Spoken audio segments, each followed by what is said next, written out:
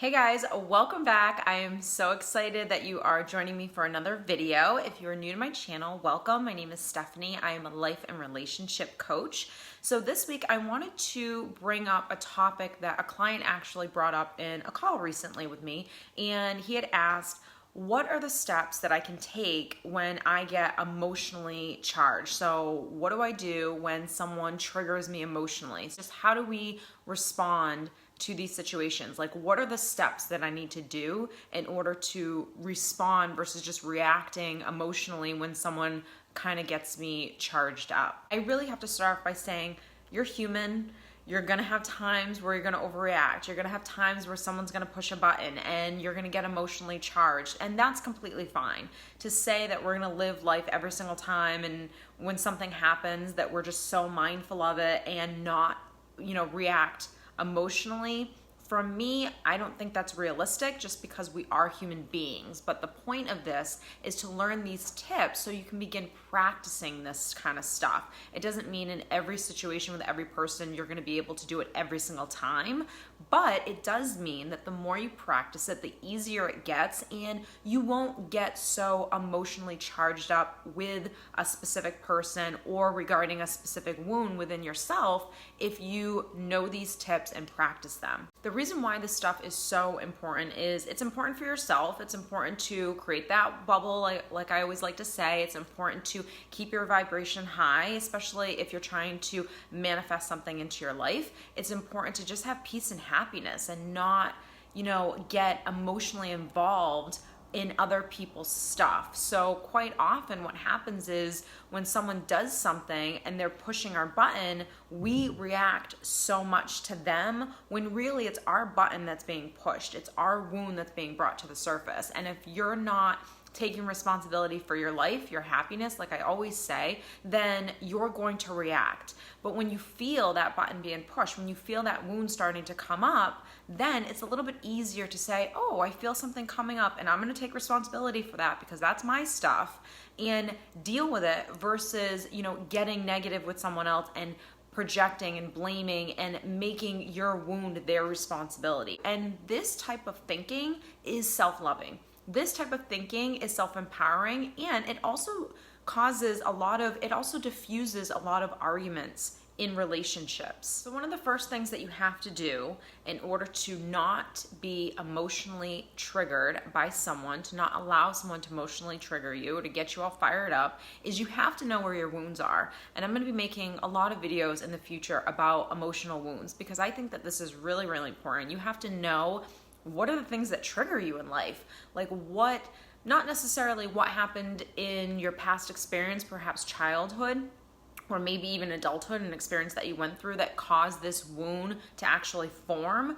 That's great stuff to know as well if you really want to get deep into it. But for the most part, you have to know what triggers you. Like, what are the things that when someone says something to you that you can start to feel the defensive,ness or the anger or the frustration? Like, where is that wound?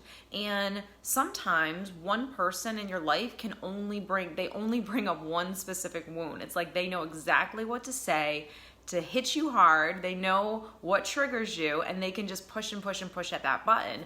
If you don't know what that button is, then you can't even begin to do this kind of work, and you can't even begin to start to practice how to take these steps to not get fired up. So you have to know the people in my life, what are the things that they do or say that trigger me? Just be a little mindful of what it was this person did or said to you that made you feel defensive, that made you feel angry, that brought up all of that negative emotion for you. So just be mindful of what those things are and write them down if you need to. Once you know what it is that they do, what you need to say and ask yourself is, when he does this, when she does this, how do I feel? And a story will come up to the surface. I feel abandoned. I feel like they don't care about me. I feel like they're selfish and it's always about them. I feel like, they're always blaming me for things. Whatever the story is, because when you ask yourself a question, a story always comes up to the surface. Now, if I were to ask you that question, you might pause, you might hesitate because you have something that you want to say, but you may not really want to acknowledge what it is that you're really feeling and thinking. And when you're doing this kind of work, when you're self-parenting, because this is what you're doing now, you're having that inner dialogue with yourself, you're being inquisitive with yourself on why you feel a certain way. When you start to do this stuff for yourself, you have to be honest with yourself. So whatever comes to the surface, don't try to suppress it. Welcome it. Have it sit down with you and ask it, why do you feel that way? And let that story unfold. So when that story first comes up of he doesn't care, she doesn't care, they don't love me, whatever it is that the feeling is that you're experiencing, a lot of the time is, I don't feel like they care. I don't feel like they love me. I don't feel like they understand me or are being understanding of my feelings, which are all valid things to feel. But what you want to do is try changing the story. And this is the second part of this. When you change the story that's coming up, because a lot of the times the story that's coming up is your wound. So Susie did something that really hurt your feelings and you feel like she doesn't care. So you feel like she doesn't care is valid, is what you're feeling, but it's also that sentence, that statement is tied to a wound. It's tied to either abandonment or a judgment wound or whatever that wound is. And in order to come to the table self-loving with this person and be able to express to this person what you think, how you feel, and not get emotionally charged and not come to the table with negativity and defensiveness and being passive aggressive and all of those things, being just really vulnerable with, hey, this is how I feel, in order to get to that place and not be emotionally charged up, you have to be able to change the story. It doesn't mean that when you change the story is true. It just means that by changing it, it switches your perspective on what you think is actually happening, because you don't know that that's actually the case. A lot of times in relationships, especially with couples, when there's disagreements, each partner automatically thinks they don't care, they don't love me, they don't want to understand me. So you see where a story, because you're telling yourself, he doesn't love me, he doesn't care, she doesn't love me, she's being selfish, that statement,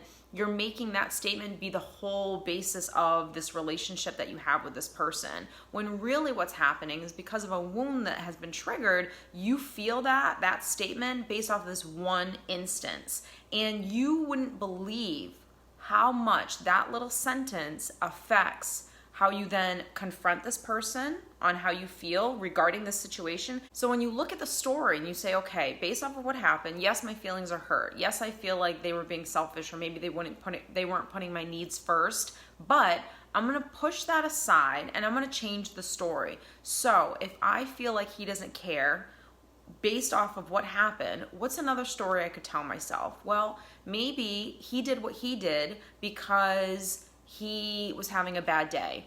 Maybe he did what he did because he's really stressed. Maybe she did what she did because she was distracted when she went into the store and she told me that she would be out in 15 minutes and she knew I wasn't feeling well and I was sitting in the car. Maybe someone bumped into her in the store. Maybe she knew that she wanted to get me something that I really, really like, and she kept looking for it and she couldn't find it. And so that took up time as well. So by changing your story, it doesn't justify what someone did to cause your hurt feelings, but it allows you to get rid of that negativity, not get emotionally charged up, and then speak to the person in a calm and loving way. When you change your story for a minute, sometimes you'll actually be surprised, because the story that you've changed is now the truth. That yeah, your wife was distracted in the store and her neighbor came up to her and started talking to her and she didn't know how to end the conversation, and she kept thinking like, oh my God,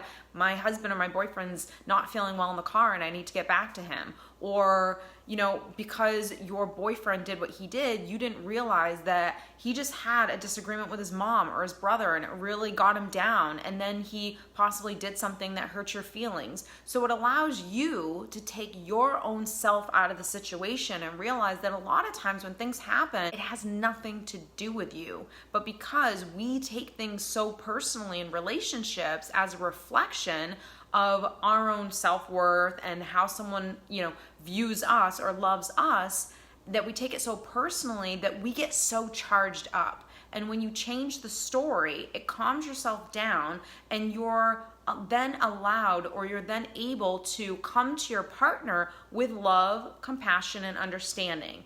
Give your partner a chance to tell the story. So by doing this, this allows the other person to tell their story without you already knowing what the story is. Like, I know what this is. I know that she doesn't care about me. I know that she doesn't love me. When you are able to change the story, and then you're able to allow this person to speak and to tell their side without you getting emotionally charged up, without you already assuming that they don't love and care about you. That doesn't mean that you still don't have hurt feelings. So just because you have hurt feelings, now this gives you an opportunity to express that in a calm way, in a loving way, and it allows you to be self-loving. It allows you to have that confidence in yourself. So once you have practiced this stuff, then you see that this probably had nothing to do with you, and that diffuses a lot of arguments. Now, step number 3 is being able to spot a pattern with someone. So if you're starting to see a pattern with behaviors with someone, then we start going into learning how to set some boundaries and enforce them. But really for this video, I just wanted to tackle this little thing that you can do when you are having relationships with people, family members, friends, coworkers, partner, doesn't matter, and you tend to get emotionally charged up by someone. So I hope that that has helped you guys understand how to kind of tame the beast a little bit inside and really start getting inquisitive on where those emotional wounds are. And like I said, I'm definitely going to be making more videos on emotional wounds because I think it's so necessary to know what are the things that trigger you in life. But for now, I hope you enjoyed this video. Don't forget to hit subscribe. Don't forget to also click on the notification bell because that will inform you every time I do upload a new video so you don't miss anything. And I will see you next week.